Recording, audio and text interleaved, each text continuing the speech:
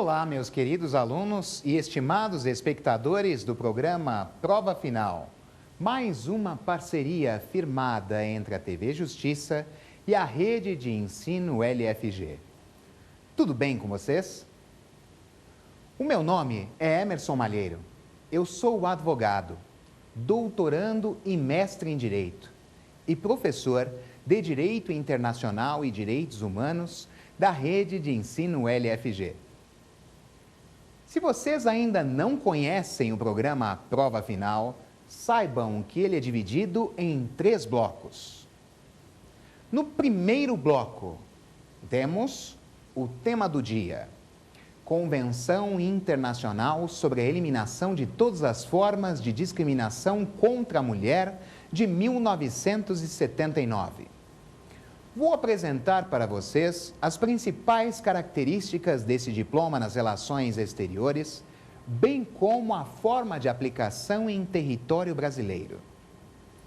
Na sequência, teremos o segundo bloco, com o Pergunte ao Professor, em que alunos de todo o Brasil elaborarão questões sobre o tema. E, por fim, no último bloco, encontramos o X da questão. Perguntas extraídas de concurso público serão examinadas com a pertinência e profundidade necessárias para a sua cognição. Vamos agora ao tema do dia.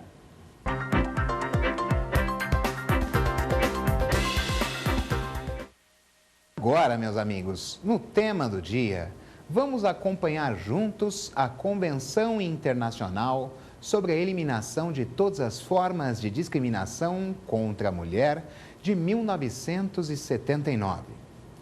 Estamos diante de um diploma nas relações exteriores bastante importante. Foi criado por meio da Resolução número 34.180, de 18 de dezembro de 1979, e serve para coibir qualquer comportamento que se configure como discriminação contra a mulher. É importantíssimo destacar, meus amigos, que a Convenção Internacional sobre a Eliminação de Todas as Formas de Discriminação contra a Mulher é um diploma que já foi incorporado ao ordenamento jurídico brasileiro. Aqui é o Decreto 4377 de 2002.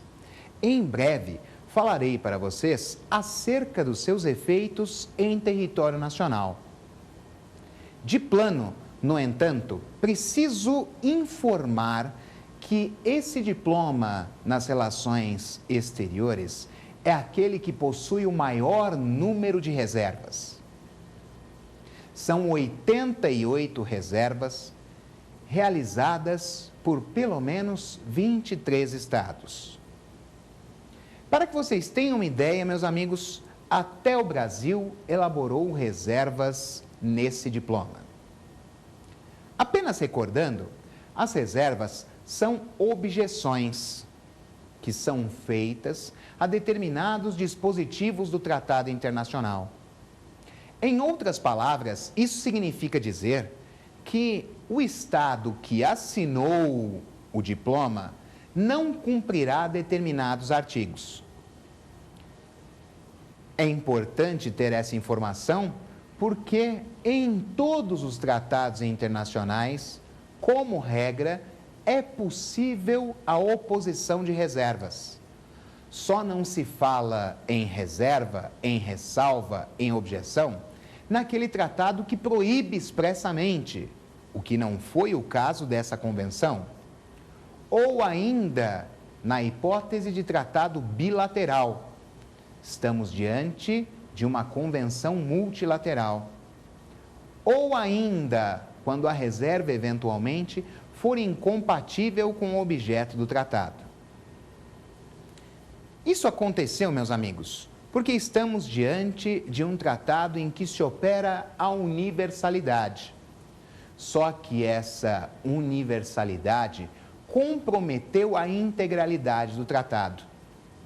Sim, porque muitos estados deixaram efetivamente de cumprir algumas de suas normas. Trata-se de um ato, de uma conduta de soberania do Estado. Para que ele possa efetivamente incorporar o diploma no seu território, as objeções se mostraram possíveis. O grande problema é que, se alguns dispositivos não são cumpridos, o tratado internacional se torna fragmentado, com enorme importância no cenário das relações exteriores, porém, outras vezes, com menor relevância no plano interno. No Brasil, meus amigos, destaco para vocês que esse diploma foi incorporado na forma de um tratado supralegal, porque assim ele foi admitido, recepcionado pela atual Constituição. Observem que a forma supralegal encontra guarida no artigo 5º, parágrafo 2º da Carta Magna. Nesse sentido, meus amigos, temos um diploma considerado extremamente relevante no nosso ordenamento. Isso ocorre porque ele está acima de todas as demais regras do ordenamento jurídico brasileiro, mas logo abaixo, imediatamente após a Constituição Federal, que se encontra no topo. De qualquer maneira, cabe ressaltar que esse diploma teve consigo em território nacional a aplicação das reservas.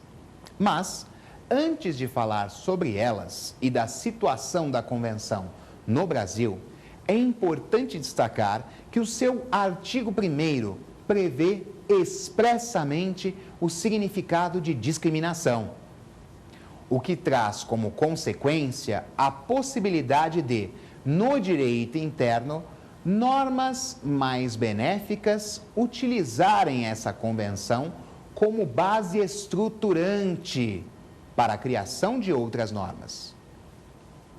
Além disso, afirmo para vocês que a Convenção Internacional sobre a Eliminação de Todas as Formas de Discriminação contra a Mulher, de 1979, estabeleceu de forma inequívoca, de maneira a não deixar nenhuma margem à dúvida, ações afirmativas. O que são ações afirmativas, meus amigos? São medidas especiais de caráter temporário que trazem consigo uma diferença jurídica, uma dicotomia entre regras, para possibilitar uma igualdade fática.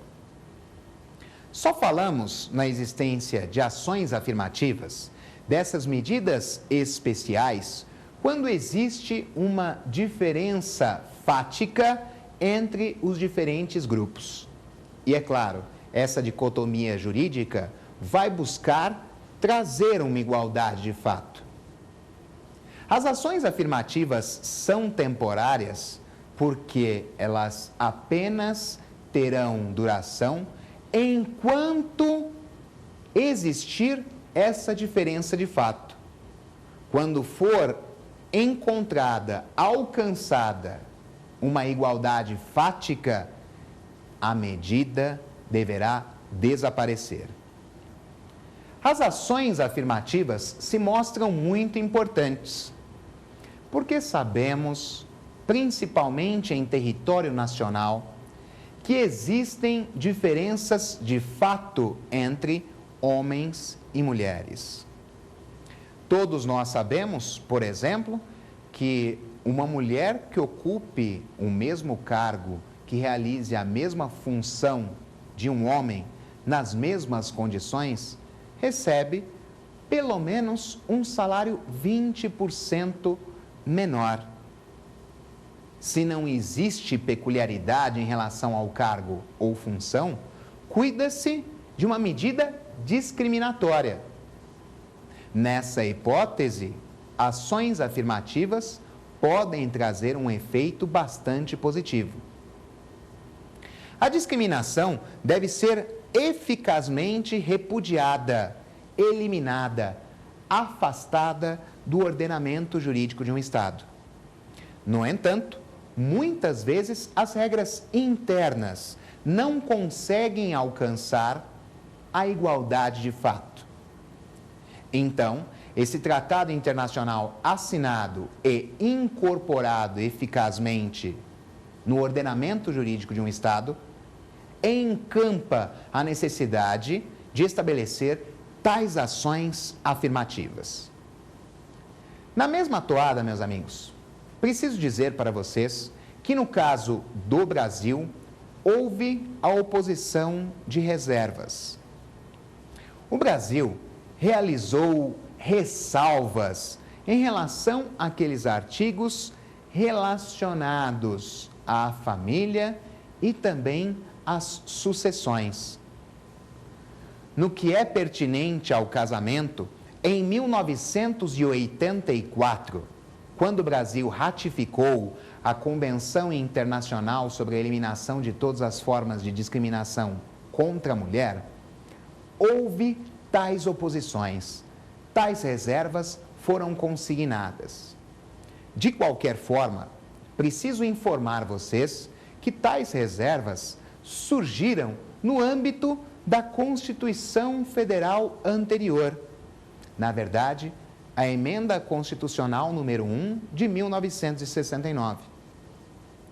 Então, por óbvio, conseguimos enxergar que estávamos diante de outra realidade jurídica, de um plano dentro do ordenamento completamente diferente. Isso nos faz pensar, é claro, que se eventualmente surgir uma nova Constituição, essa oposição, essa ressalva deve ser retirada. No entanto, não foi o que aconteceu de imediato com o surgimento da Constituição Federal de 1988. Ainda assim, o Brasil manteve as reservas às questões relacionadas ao casamento e às sucessões, efetivamente diferenciando homens e mulheres. Tais reservas, meus amigos, foram cair apenas em 1994, ou seja, 10 anos depois da ratificação do diploma. O então secretário-geral da Organização das Nações Unidas, Boutros Boutros-Ghali, foi comunicado de que o Brasil retirava suas reservas. Não haveria mais nenhuma ressalva a esse diploma internacional. Apesar disso, o Brasil não promulgou a Carta de Plano. Demorou ainda algum tempo para que ela se operasse. Eu lembro vocês que a promulgação passa a obrigar o Estado, tanto no plano interno quanto no cenário das relações exteriores. Em outras palavras, apenas a ratificação, a confirmação, significa dizer que houve aprovação pelo Congresso Nacional, ou seja, pela Câmara dos Deputados e também o Senado, com a elaboração de decreto legislativo, autorizando o presidente da República a ratificar. Essa confirmação no plano interno exige a promulgação, para que o Estado se torne obrigado, repito, dentro do seu território e também nas relações exteriores. Além da promulgação, também existe a necessidade da publicação, que vai obrigar todas as pessoas no plano interno, ou seja, a população, as pessoas que estão localizadas em um determinado território. A promulgação do diploma, meus amigos, só foi ocorrer em 2002, como já lhes disse, por meio do decreto 4377.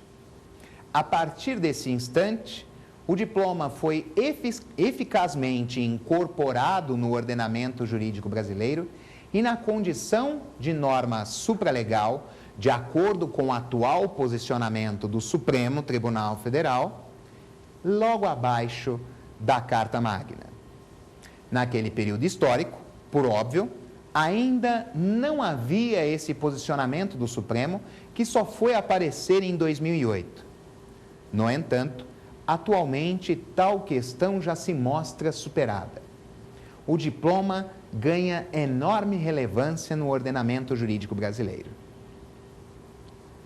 Preciso falar para vocês, no entanto, que esse diploma não está sozinho.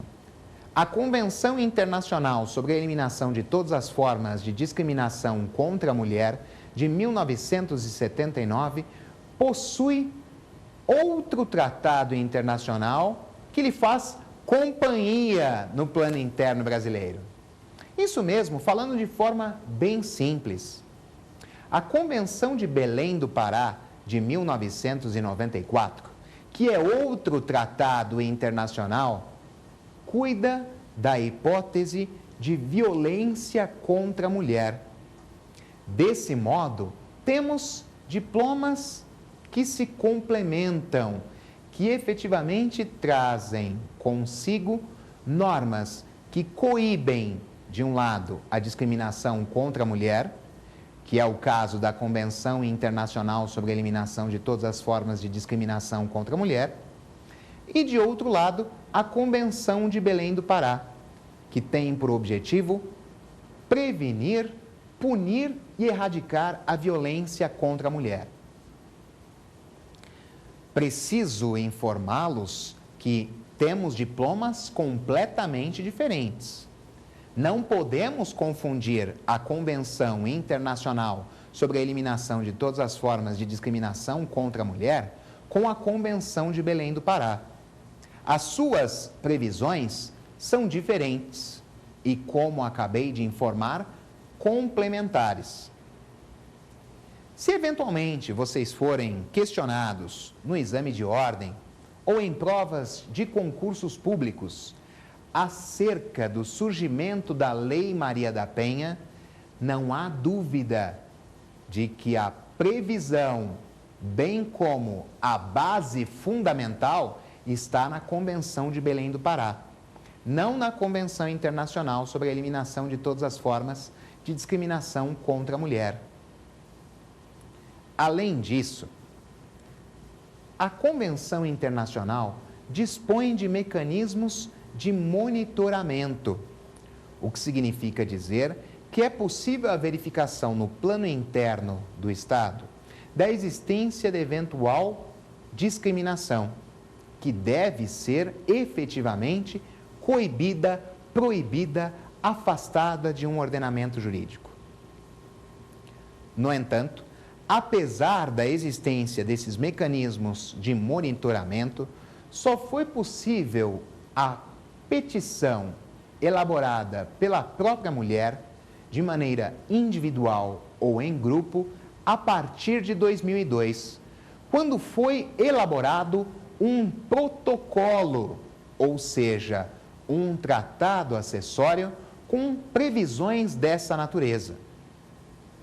É claro que, como acontece com os tratados internacionais de direitos humanos, existe a necessidade de manifestação do consentimento do Estado.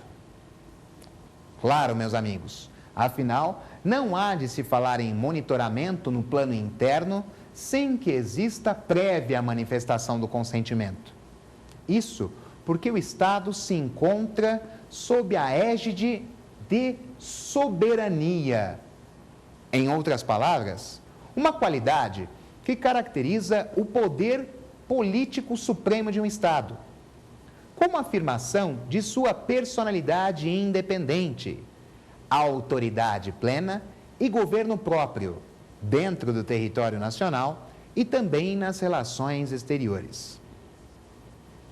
Em virtude dessa soberania, se torna impossível, diante de tal diploma internacional, um monitoramento sem o prévio consentimento do Estado. É óbvio, meus amigos, como disse para vocês agora, que o consentimento deve ser prévio, com assinatura e ratificação do protocolo. Isso porque nos mostra bastante óbvio a impossibilidade de manifestação do consentimento quando existe a violação pelo Estado das normas desse diploma. Se existem medidas discriminatórias, meus amigos, me parece óbvio que naquele instante em que o Estado protocolizou eficazmente, depositou o protocolo, já manifestou o seu consentimento, possibilitando um monitoramento. Mas, se realiza a conduta discriminatória e não encontra guarida na manifestação do consentimento, o monitoramento não se torna possível. E aí, você poderá perguntar, mas Malheiro, não podemos falar na aplicação de sanções nessa hipótese com base nos dispositivos do tratado internacional? Claro que é possível. Temos o tratado de um lado e o protocolo, que é um tratado acessório de outro lado. Então, se houver descoberta efetiva da violação de disposições, os artigos do tratado internacional já autorizam a aplicação de sanções internacionais. É claro que se eventualmente não houve a assinatura, a ratificação, a promulgação do tratado internacional no plano interno, não vai se falar em aplicação de sanções em face da violação de seus dispositivos. Porém, todavia, contudo, entre mentes, aliás, mas nada impede o emprego de sanções internacionais baseados nos costumes. Afinal, os costumes vinculam quando eles são internacionalmente reconhecidos. A Convenção Internacional sobre a Eliminação de Todas as Formas de Discriminação contra a Mulher, de 1979, se mostra como um importantíssimo diploma global para evitar qualquer espécie de diferenciação existente no território de um Estado e também no cenário das relações exteriores. Espero que a minha explanação acerca desse diploma internacional tenha sido bastante importante para a sua cognição sobre o tema. Agora, meus amigos, podemos prosseguir para o próximo bloco, em que acompanharemos o Pergunte ao Professor. Alunos de todo o Brasil elaborarão questões sobre o tema.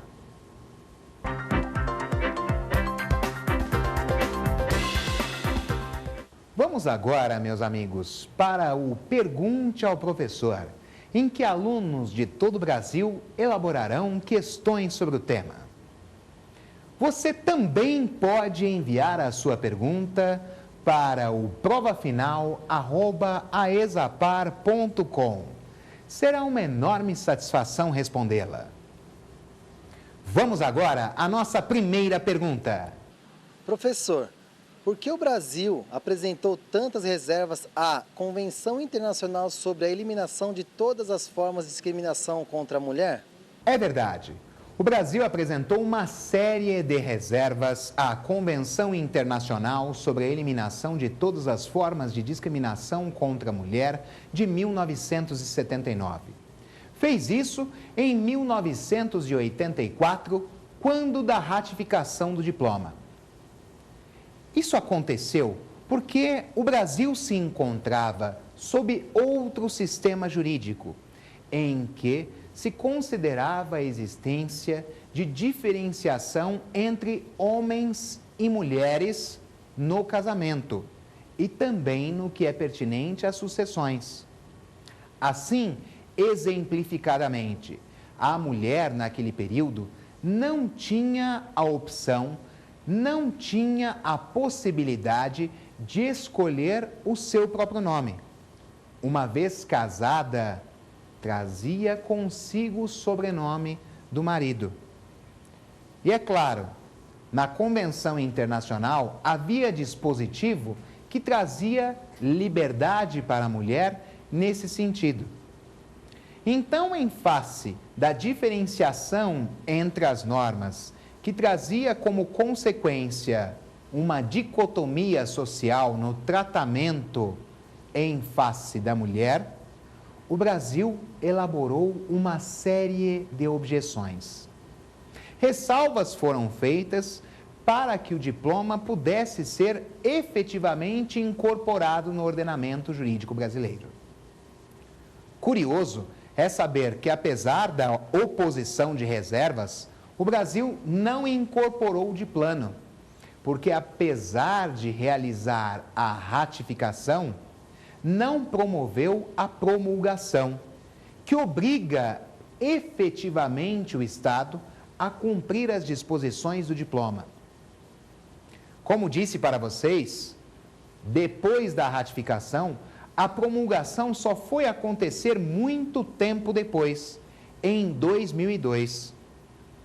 É claro que antes disso, em 1994, sob a égide da Constituição Federal de 1988, as reservas foram retiradas, de modo que hoje o tratado internacional encontra-se na íntegra no nosso sistema jurídico.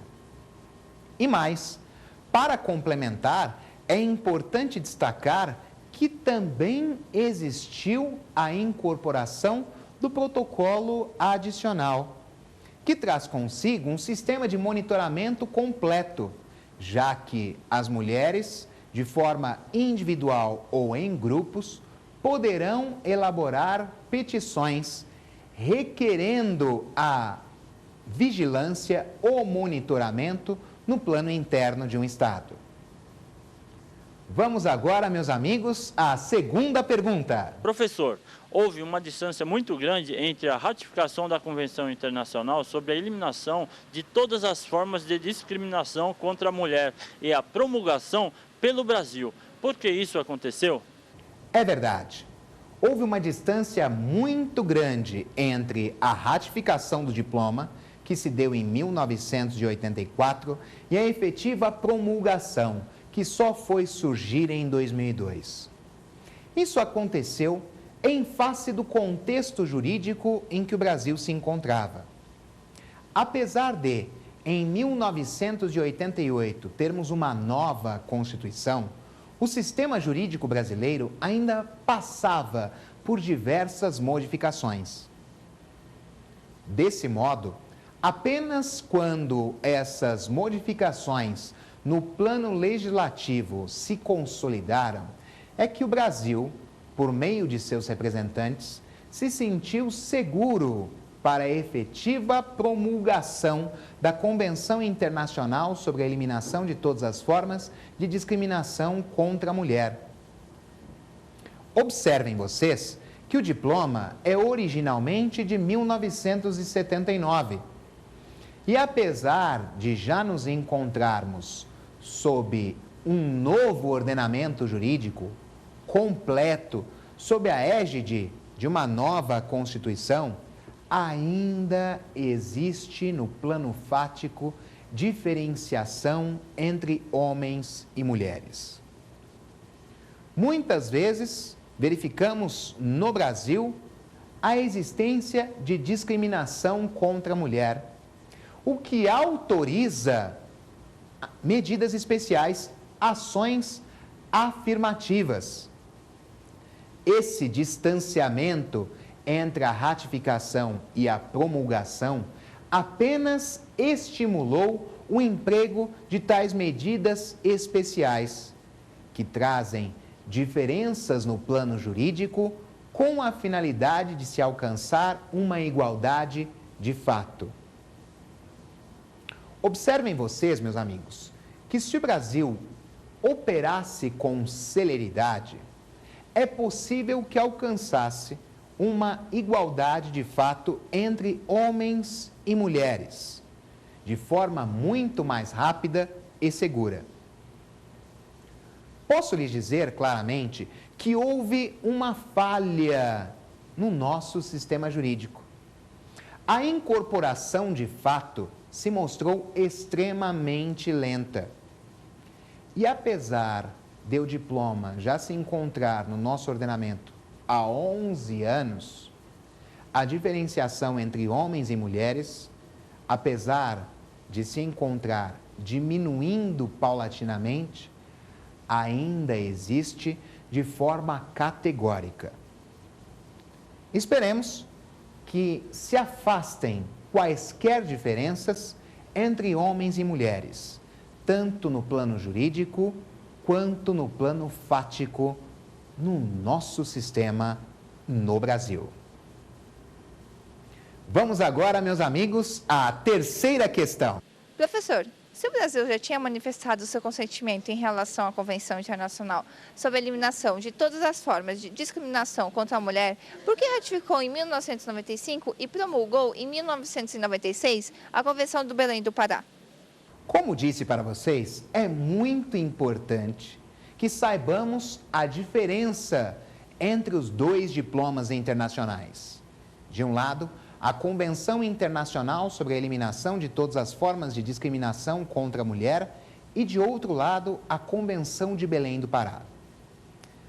O primeiro tratado é global, possui alcance no cenário das relações exteriores e a Convenção de Belém do Pará, por outro lado, possui um alcance apenas regional. Cuida-se de um diploma interamericano. Ademais, preciso salientar que a Convenção de Belém do Pará tem um nobre objetivo: prevenir, punir e erradicar a violência contra a mulher. Esse diploma internacional foi incorporado no nosso ordenamento jurídico pela necessidade de complemento ao diploma global. Ele não prevê expressamente medidas a serem empregadas no caso de violência contra a mulher. O faz apenas de modo genérico. A Convenção de Belém do Pará é bastante específica nesse sentido. Tanto isso é verdade que a Convenção de Belém do Pará trouxe uma motivação para a origem da Lei Maria da Penha no plano interno. Diga-se de passagem, se essa norma pátria for comparada com a Convenção de Belém do Pará, vamos encontrar muitas influências. Desse modo, como são diplomas diferentes que se complementam, houve a necessidade do Brasil de implementar ambos os tratados no nosso direito para que a mulher ficasse efetivamente protegida contra qualquer espécie de discriminação e contra a prática de violência. Vamos agora à nossa quarta pergunta. Professor, existe um sistema de monitoramento para eliminação de todas as formas de discriminação contra a mulher? As ações afirmativas previstas no artigo 4º da Convenção Internacional sobre a Eliminação de Todas as Formas de Discriminação contra a Mulher de 1979 não podem ser definitivas. Elas possuem caráter temporário.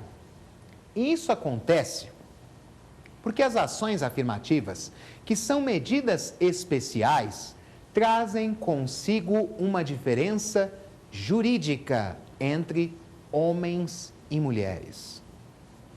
Essa diferença jurídica deverá perdurar enquanto existirem diferenças de fato entre homens e mulheres.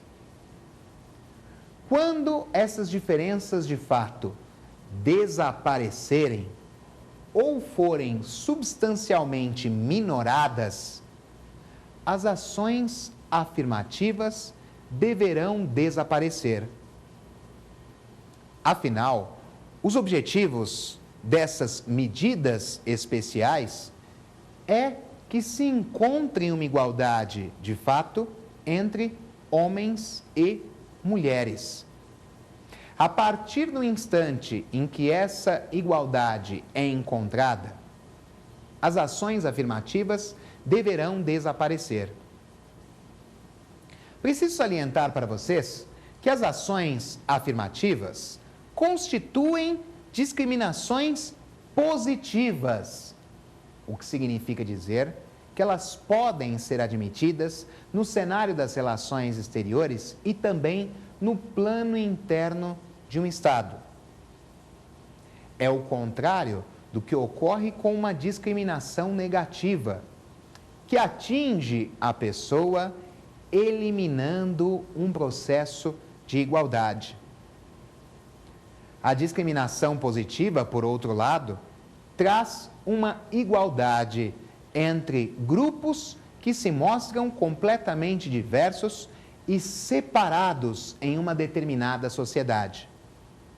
Desse modo, as ações afirmativas se mostram como verdadeira necessidade no cenário de um Estado, sempre que houver diferenças entre homens e mulheres. Sabemos que é possível, sim, o estabelecimento de diferenças quando houver uma exigência no plano interno para o exercício de determinado cargo ou função. Mas essa diferenciação deve ser conexa ao exercício do cargo ou função. Caso contrário, não pode ser estabelecida nenhuma diferença. Vejam, portanto, meus amigos, que as ações afirmativas não apenas podem, mas devem ser empregadas no plano interno do Estado sempre que houver discriminação entre homens e mulheres. Vamos agora à nossa quinta e última questão. Professor, as ações afirmativas previstas no artigo 4º da Convenção Internacional sobre a Eliminação de Todas as Formas de Discriminação contra a Mulher, elas podem ser definitivas? Sim, é ótima essa sua pergunta. O sistema de monitoramento se mostra bastante importante, porque se verifica no plano interno do Estado o cumprimento da Convenção Internacional sobre a Eliminação de Todas as Formas de Discriminação contra a Mulher. Imaginem vocês, se não existisse um mecanismo de monitoramento, o Estado simplesmente poderia assinar o tratado, ratificá-lo e descumprir as suas disposições. É importante destacar, no entanto, que para o Estado se submeter a qualquer hipótese de monitoramento, é essencial que ele tenha previamente manifestado o seu consentimento. Isso porque existe um protocolo, um tratado acessório, que foi elaborado em 2002, justamente para possibilitar, para aperfeiçoar os mecanismos de monitoramento.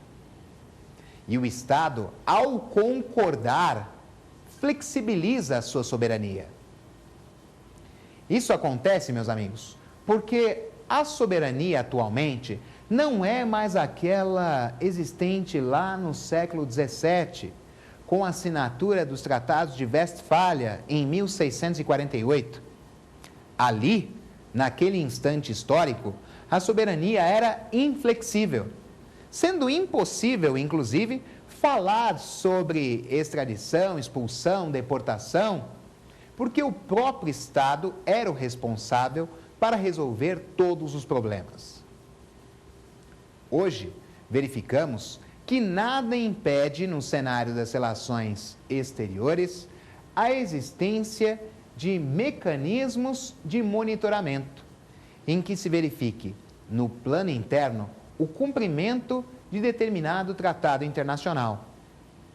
É óbvio que, com isso, em caso de violação, torna-se possível a aplicação de sanções, tais como embargos, bloqueios pacíficos, ruptura de relações diplomáticas ou até a expulsão de uma organização internacional e intergovernamental.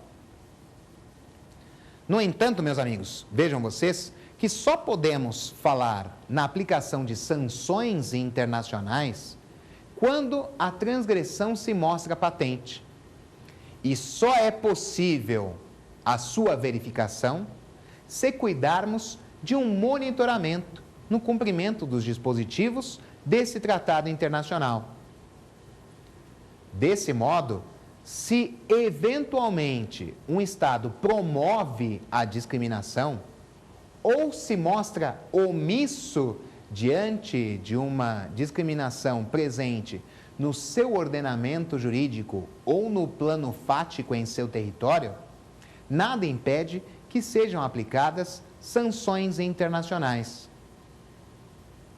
Estamos aqui diante de um tratado global que atinge todo o planeta, todos aqueles estados que assinaram e confirmaram no plano interno. Lembrando, no caso do Brasil, se vinculando por meio da promulgação. Como disse para vocês, esse tratado se mostra muito importante para evitar a aplicação de qualquer medida discriminatória em relação às mulheres. Tendo apontado para vocês as principais considerações acerca do tema, respondendo às perguntas elaboradas por alunos de todo o Brasil, podemos agora caminhar para o X da questão, em que perguntas de concurso público foram extraídas e serão examinadas com a pertinência e profundidade necessárias para a sua cognição. Esse é um momento em que vamos explorar diversas alternativas diante de uma questão em que o examinador não busca o seu acerto.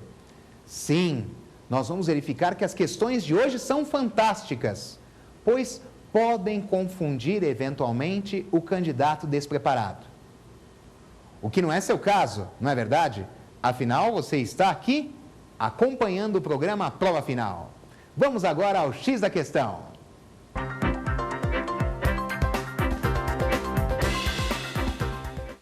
Vamos agora, meus amigos, para o X da questão. Na nossa aula de hoje, foram extraídas perguntas do concurso público para a Defensoria.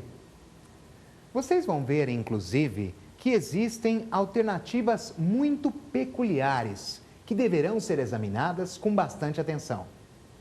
Vamos à nossa primeira pergunta. Defensor Público, Defensoria Pública do Estado de São Paulo, FCC, 2009.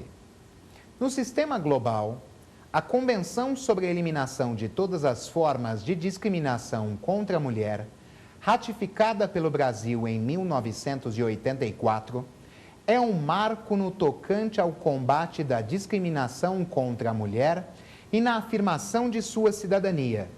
Sobre essa convenção, é correto afirmar que: alternativa A, consagrou a possibilidade de adoção de ações afirmativas, ou seja, de medidas especiais de caráter definitivo, destinadas a acelerar a igualdade de fato entre homens e mulheres. Meus amigos, como vocês podem ver, a alternativa A trouxe consigo a existência das ações afirmativas. É verdadeiro que temos aqui medidas de caráter especial, medidas diferenciadas, que estabelecem uma diferença jurídica entre homens e mulheres, buscando alcançar uma igualdade de fato. No entanto, preciso destacar para vocês que as ações afirmativas devem ter caráter temporário, jamais poderão ser definitivas. E a alternativa A aduz essa hipótese. Assim sendo, ela deve ser considerada errada. Precisamos lembrar que as medidas especiais, as ações afirmativas, têm caráter temporário porque vão durar enquanto existir a desigualdade de fato. No instante em que a igualdade for eficazmente alcançada, tais ações devem ser afastadas do ordenamento jurídico de um Estado. Não assinalem a alternativa A, portanto, meus amigos. Vamos verificar agora a alternativa B. Trouxe, quando de sua adoção pela Organização das Nações Unidas, um completo sistema de monitoramento, permitindo, inclusive, denúncias individuais por mulheres em casos de violação. Amigos, verifiquem que as alternativas aqui se mostram capciosas. Isso porque sabemos da existência de mecanismos de monitoramento. No entanto, cabe destacar que tais mecanismos, apesar de existentes, foram apenas aperfeiçoados em 2002, quando as mulheres, de forma individual ou em grupo, puderam elaborar petições requerendo esse monitoramento no caso de violação das disposições do Tratado Internacional. Antes disso, quando de sua adoção pela Organização das Nações Unidas, não havia a possibilidade de mulheres peticionarem. Em virtude disso, apesar de se mostrar quase correta, quando aduz a hipótese da existência do Tratado Internacional e a sua configuração pela ONU, ali não tínhamos a possibilidade de petição pelas mulheres. Assim sendo, a alternativa B de Betina não deve ser assinalada, pois está errada. Vamos verificar agora a alternativa C.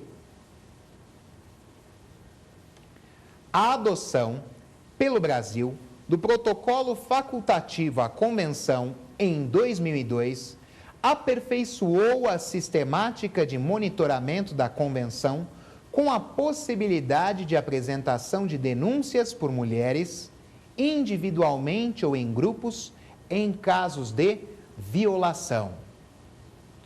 Meus amigos, a alternativa C se mostra como certa resposta.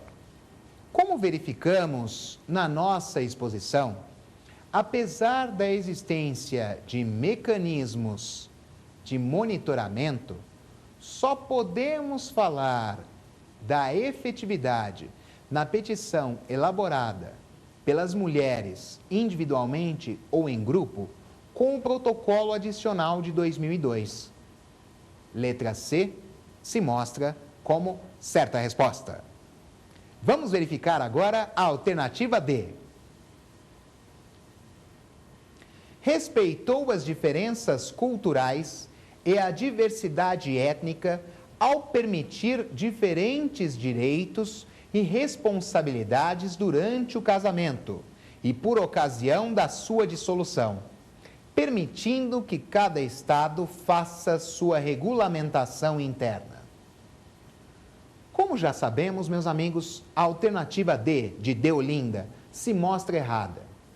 Isso porque a Convenção Internacional sobre a Eliminação de todas as formas de discriminação contra a mulher não apresentou dicotomia entre homens e mulheres, seja quando do casamento ou de sua dissolução.